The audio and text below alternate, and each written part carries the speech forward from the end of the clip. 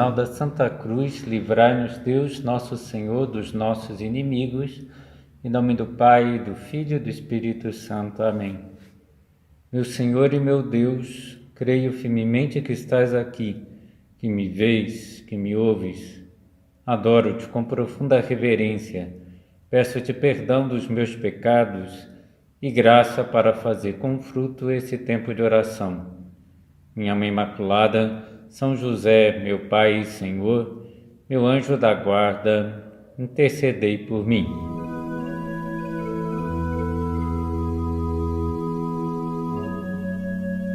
O tema que a todos nos inquieta é o tema da pós-morte. O que acontecerá quando nós morrermos?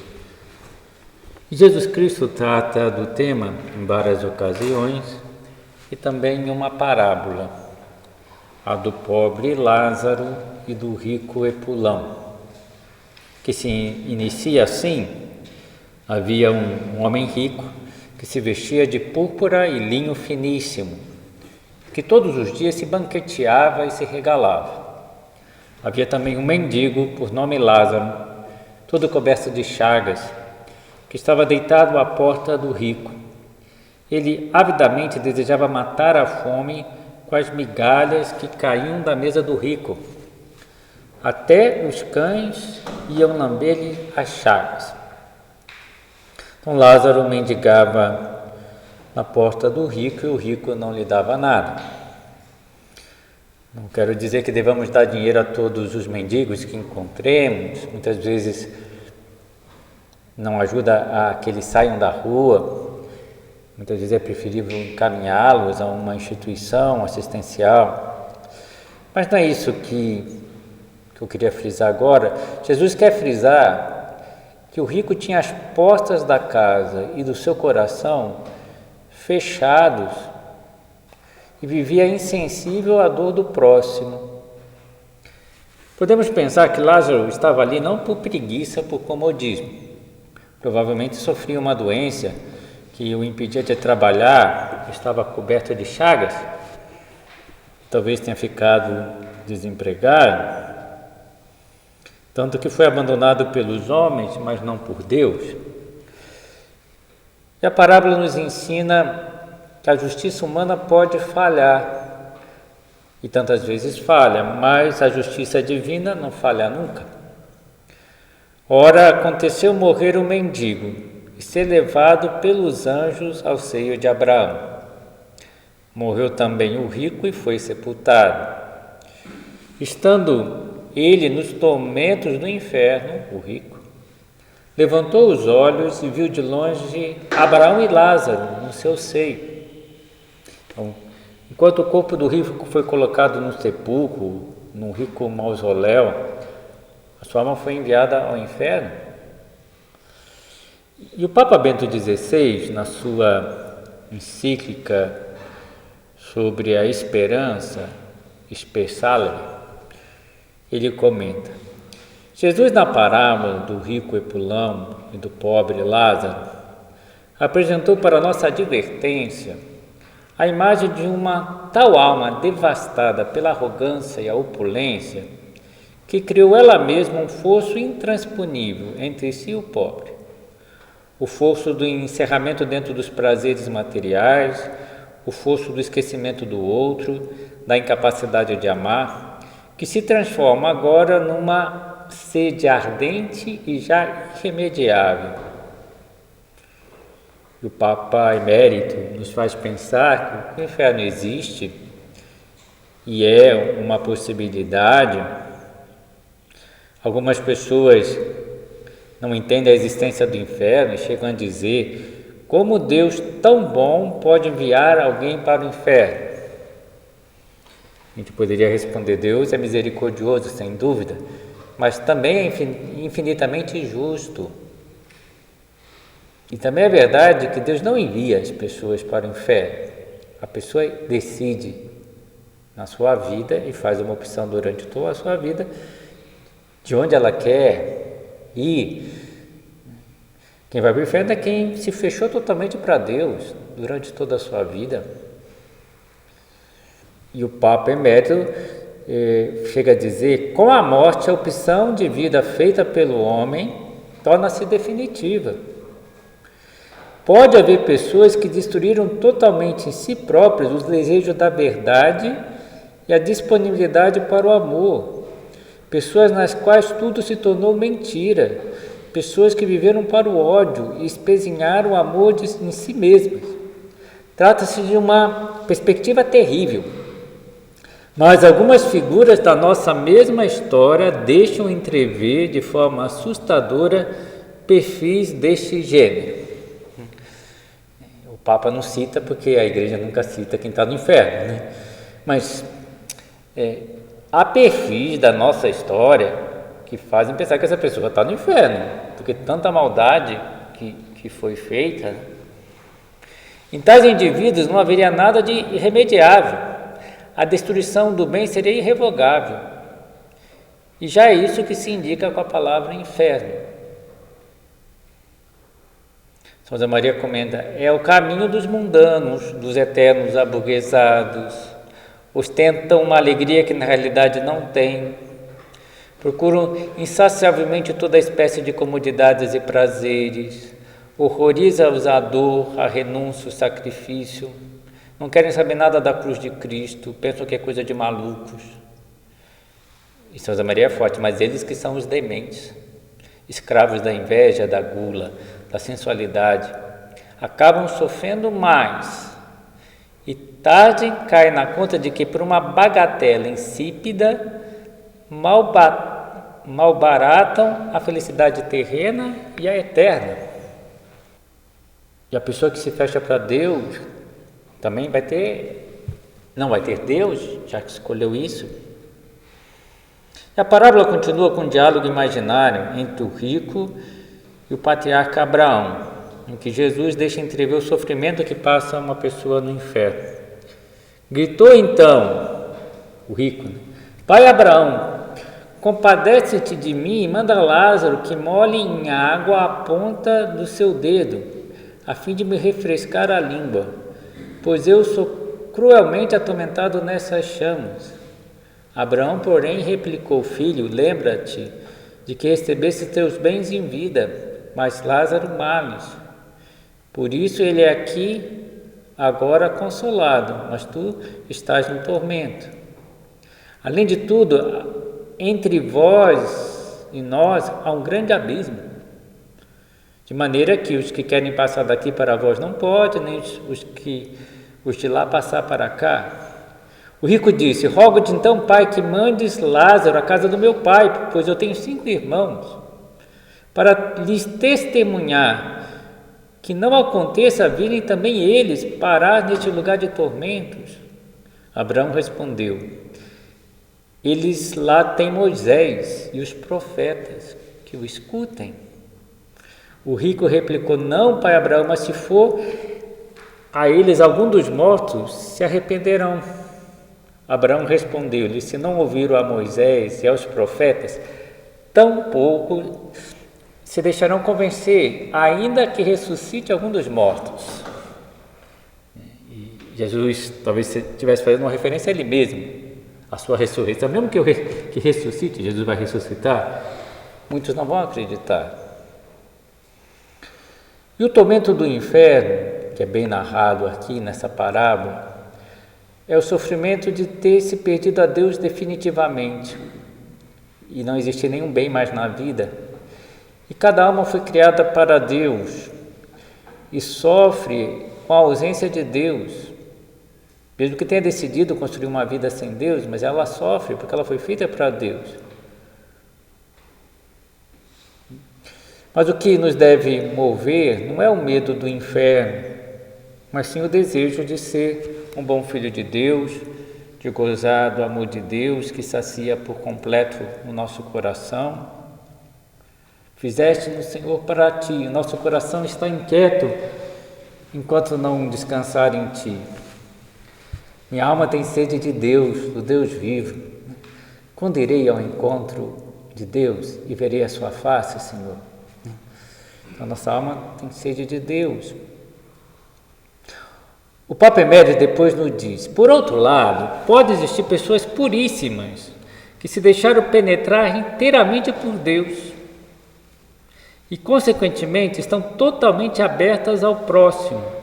Pessoas em que a comunhão com Deus orienta já todo o seu ser e cuja chegada a Deus apenas leva ao cumprimento aquilo que já são.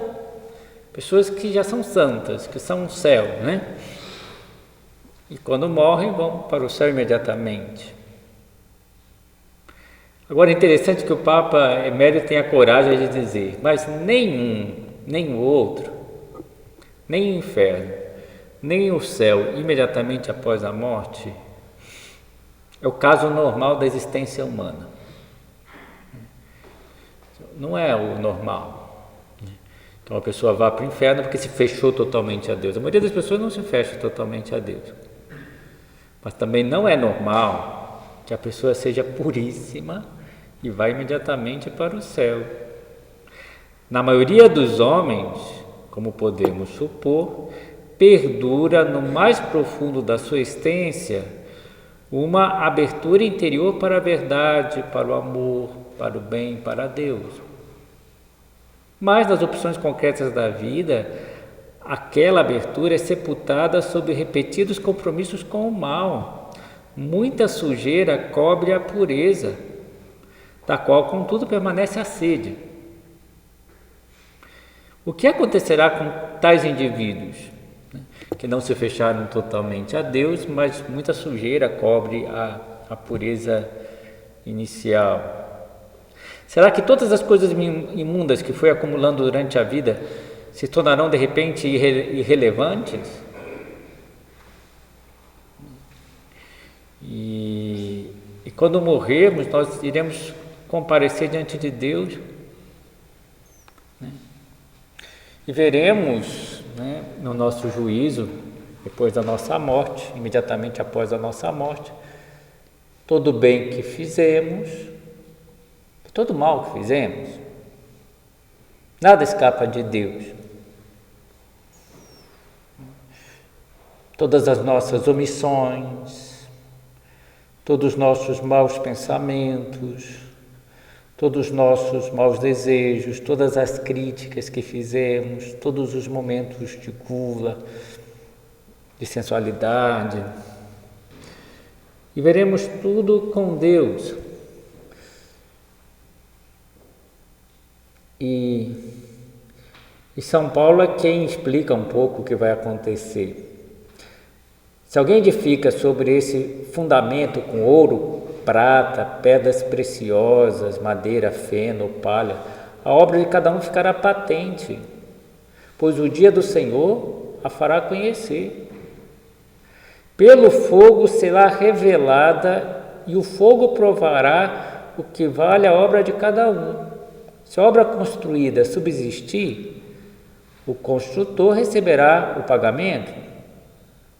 Se a obra de alguém se queimar, sofrerá perda. Ele, porém, será salvo como que através do fogo. São palavras enigmáticas, né?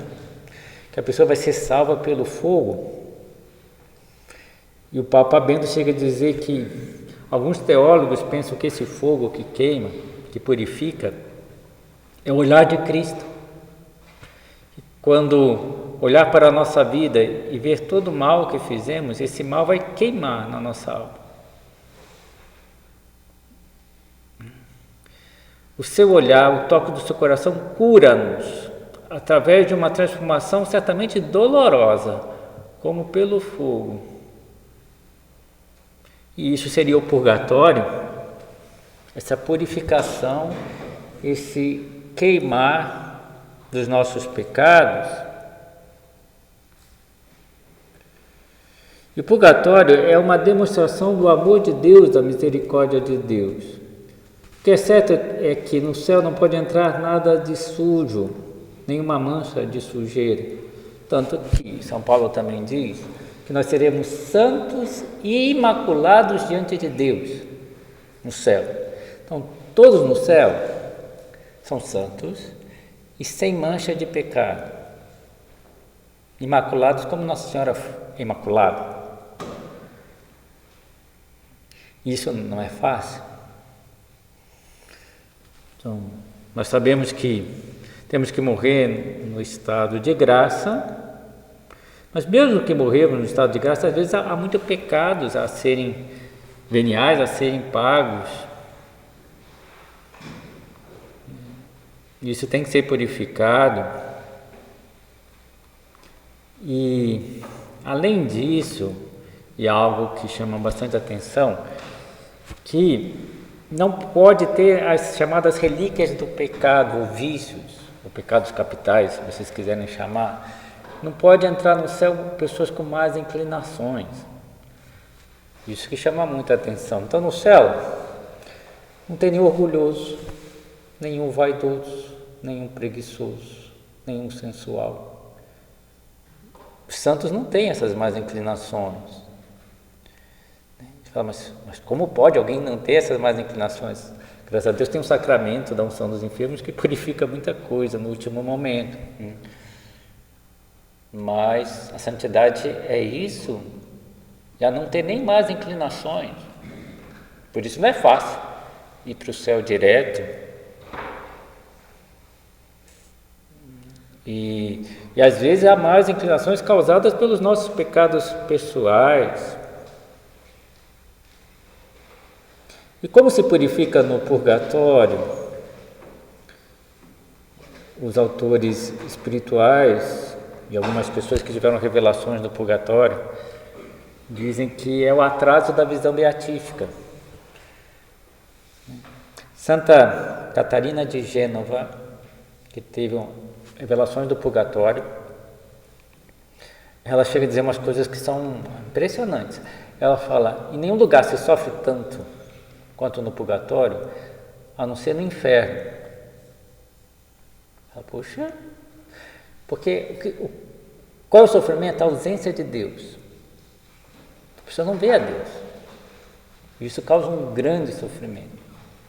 Depois, para consolo nosso, ela fala, em nenhum lugar tanta paz como no purgatório, a não ser no céu. Eu falo, parece uma coisa estranha, né? Então, se sofre como no inferno, mas em paz como no céu. Por que em paz? Porque a pessoa sabe que ela vai parar no céu um dia. Ela tem certeza da sua salvação. Que mais tempo ou menos tempo ela vai chegar lá. Então isso enche de paz. Um dia eu verei a Deus. Eu fui criado para ver a Deus, um dia eu verei. Agora eu não vejo, agora eu sofro. Mas eu verei.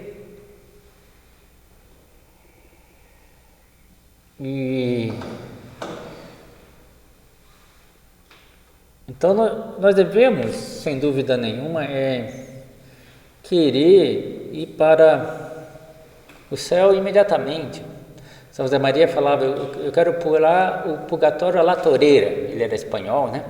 E falava assim, porque parece que quando o touro vem atrás e a pessoa já perdeu o controle da situação, né? Ele né, bate a mão e cai atrás de uma proteção, né? E o touro não consegue, né? Então, pular a la toureira, né? Se protegendo, né? Mas bate a mão e cai do outro lado. Então, Santa Maria fala assim, eu quero pular o purgatório à la toureira. Também Santa Teresa dizia, como deve ser doce a morte de quem não há de ir ao purgatório, que vai direto para o céu. Outros vão dizer que o maior sofrimento da terra não se compara com o menor sofrimento do purgatório. São maneiras de falar. Então, eu tenho que me purificar. E como eu posso me purificar aqui na terra? Com as boas ações, com a oração, com os sacrifícios. Aliás, não basta não ter pecado, tem que ter pagado as penas. E a doutrina católica é clara, muitos exemplos simples, né? Não basta que Deus já nos tenha perdoado dos pecados. Na confissão a gente recebe o perdão. A gente tem que reparar o mal que a gente fez. Alguns livros, acho que a Fé Explicada coloca aquele exemplo, né? Se um garoto atira uma pedra na vidraça do vizinho, não basta ele ir lá dizer para o vizinho, me perdoa. O vizinho fala, te perdoo sim, agora fala para o teu pai pagar a verdaça aqui, né? Como a gente paga o mal que a gente causou? Com as boas ações.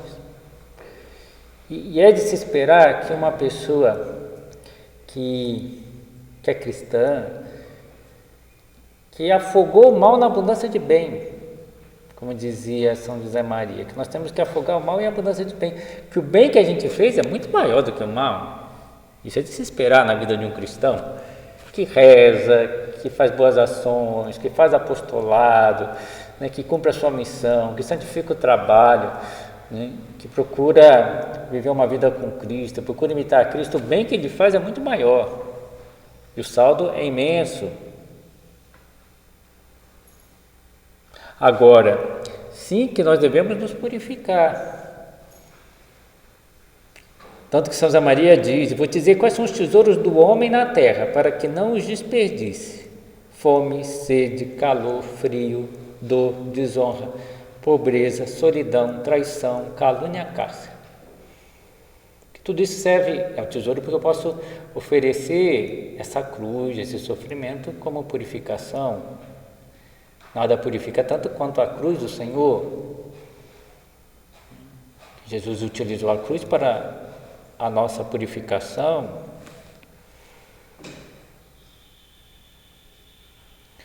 E São José Maria também dizia, bendita seja a dor, amada seja a dor, santificada seja a dor, glorificada seja a dor, que purifica, que limpa. Mas tenhamos presente que muitas pessoas estão no purgatório, esperando a nossa ajuda para sair de lá. E podem estar lá pessoas conhecidas, parentes, amigos, que estão ansiosos por sair de lá e que não podem fazer mais nada para sair, não sei esperar. Mas nós sim, pela comunhão dos santos, nós podemos fazer com que essas pessoas saiam antes. Há uma santa que inclusive teve uma visão da missa em que ela via que muitas almas do purgatório saíam na hora da missa, do purgatório e ir para o céu. O Papa Bento nos diz, existe também a ideia de que se possa ajudar através da oração os defuntos no seu estado intermédio no purgatório. A prática correspondente foi adotada pelos cristãos com grande naturalidade e é comum à Igreja Oriental como à Ocidental. Às almas dos defuntos, porém, pode ser dado alívio e refrigério mediante a Eucaristia, a oração e a esmola. Então, e desde o começo já se oferecia as missas pelos defuntos, desde o começo do cristianismo, dos primeiros séculos, porque sabia o valor redentor que tem a missa e se oferecia para que as almas fossem para o céu o quanto antes. Eu não trouxe aqui, mas também há um texto, mas que um texto é uma promessa, a ordem carmelita, que depois foi estendida a todos os cristãos, do escapulário do Carmo. Nossa Senhora apareceu para o futuro Papa, se não me engano, João 22, dizendo, antes de ser Papa, avisou que ele ia ser Papa e pediu que ele ampliasse, uma graça muito especial que é chamada o privilégio sabatino a toda a Igreja, que tinha sido dada à ordem carmelita, se não me engano, a Simão Stock, que aquele que fosse ao purgatório no sábado depois da sua morte, usando o escapulário do Carmo, Nossa Senhora o tiraria do purgatório no sábado seguinte à sua morte e ele levaria para o céu. É chamado privilégio sabatino, que não é pouco, né? Então tem muita gente que usa o escapulário do Carmo, tem devoção ao escapulário, é uma boa devoção, de essa promessa de Nossa Senhora, que a pessoa tem que fazer a imposição do escapulário, é uma cerimônia, não é só usar o escapulário, Mas depois de ter feito a imposição, que a pessoa se consagra, de certa maneira, a Nossa Senhora, se dedica a Nossa Senhora. Nossa Senhora é aquela pessoa, né, que nos leva para o céu, é a porta do céu. E termino só com uma história para mostrar como a devoção à Nossa Senhora é capaz de salvar muitas almas do purgatório. Uma que me chama muita atenção é de uma senhora que chorava a morte do seu marido, que tinha se suicidado pulando de uma ponte, na época do cura de Ars, né? Mas naquela época não se estudava muito, talvez, as doenças psiquiátricas que levam a pessoa a um suicídio, uma coisa assim. E pode ser por desespero que a pessoa faz uma coisa dessa, talvez não tenha cometido nem pecado grave, não foi totalmente consciente e tudo mais, né? Naquela época não tinha sido desenvolvido tanto essa doutrina. Então ela pensava, meu marido se suicidou, pronto, se perdeu, né? Está no inferno, né? E ela chorava na igreja. E o cura de Ars, que era um homem que tinha muitas revelações privadas de Deus, ao ver aquela mulher chorando, sem que ela dissesse nada, disse, seu marido se salvou. E ela pensando que ele queria consolá-la, né? Que talvez ela tivesse escutado a história, né? E ela olhou com uma cara assim, tá bom, eu não acredito, né? Aí ele falou, não, seu marido se salvou. E ela de novo olhou para ele com uma cara de que não acreditava. Na terceira vez ele falou, seu marido se salvou. E quis contar então por quê, né? Assim, quando ele pulou da ponte, antes dele cair no rio, ele fez um ato de contrição perfeito. E quem alcançou esse ato de contrição perfeito foi Nossa Senhora. Porque no mês de maio anterior, ele rezou uma série de orações com a Senhora, né? A Nossa Senhora. E Nossa Senhora se lembrou disso. E conseguiu que ele fizesse um ato de contrição perfeita, né? Aí o curador disse assim, mas ele está no purgatório, então reze para que ele saia de lá. Pelo menos não foi para o inferno, né? Foi para o purgatório graças à intercessão de Nossa Senhora. Outra história bonita de uma outra mulher que também estava muito desanimada. Aí não era um caso tão dramático, porque o marido não ia à missa, não frequentava a igreja. Então ele tinha morrido e ela falou, será que o marido se salvou? Porque ele não era piedoso. E o curador também disse para ela, né, mesma coisa, seu marido se salvou. Aí e ela olhou para ele assim, assustada, e ele disse, a senhora se lembra de uma vez que a senhora ia para a igreja rezar? E o seu marido disse, vai para a igreja? Então pega aquela rosa tão bonita que há no nosso jardim e coloca na imagem de Nossa Senhora. A senhora se lembra? Me lembro. E ele disse, Nossa Senhora também não se esqueceu. Daquela rosa, né? Que o marido pediu para colocar numa imagem de Nossa Senhora. Então, tudo indica que esse homem também se salvou, né, por causa de uma rosa que ele deu a Nossa Senhora. E Nossa Senhora, como advogada nossa, né, quando provavelmente esse homem morreu, né, e compareceu diante de Cristo, Nossa Senhora deve ter dito, ele me deu uma rosa. Veja o que você faz com ele.